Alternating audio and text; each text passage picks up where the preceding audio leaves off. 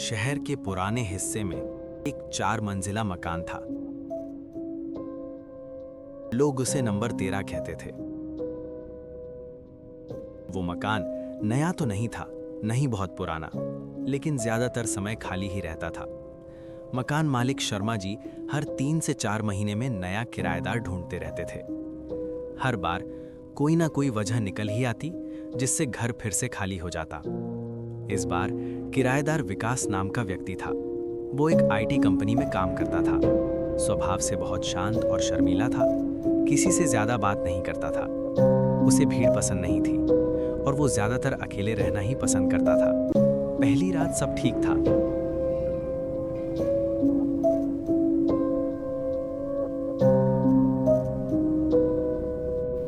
विकास ने खाना बनाया, थोड़ी देर फोन देखा और रात 11:30 बजे के आसपास सो गया।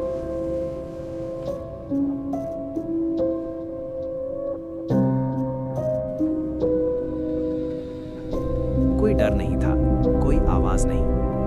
अचानक उसकी नींद खुल गई, बिना किसी वजह के। जब उसने घड़ी देखी तो रात के 2 बज रहे थे।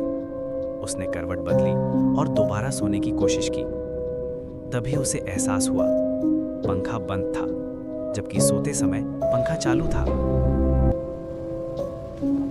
विकास उठा, स्विच ऑन किया। पंखा चला। जैसे ही वो वापस लेटा, पंखा फिर से बंद हो गया। इस बार विकास बैठ गया। वोल्टेज इशू होगा, उसने खुद से कहा।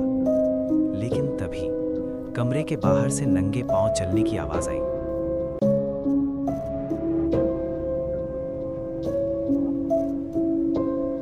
विकास को याद आया वो इस फ्लैट में अकेला रहता है। उसने अपना मोबाइल उठाया, टॉर्च ऑन की और उसने दरवाजा खोला। बाहर कोई नहीं था, लेकिन फर्श पर गीले पैरों के निशान थे। निशान जो बाथरूम से निकलकर उसके कमरे तक आ रहे थे।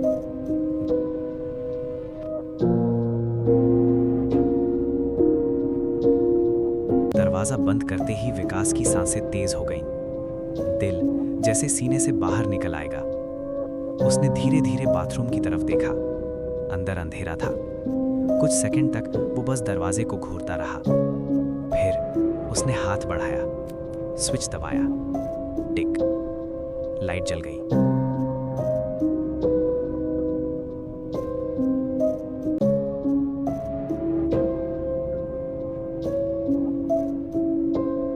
और आईने में विकास जम गया, क्योंकि उसके पीछे कोई खड़ा था। लेकिन जब उसने पलटकर देखा, वहां कोई नहीं था। सिर्फ बाथरूम की सफेद दीवार और टपकते पानी की आवाज। विकास पलटा, पीछे कोई नहीं। फिर आईने की तरफ देखा। इस बार आईने में वो अकेला नहीं था। एक आदमी खड़ा था, उसी के जैसे कपड़े, उसी की लंबाई, लेकिन चेहरा थका हुआ, खाली आंखों वाला। आईने वाला आदमी बोला, "तुम मेरा कमरा क्यों ले रहा है?"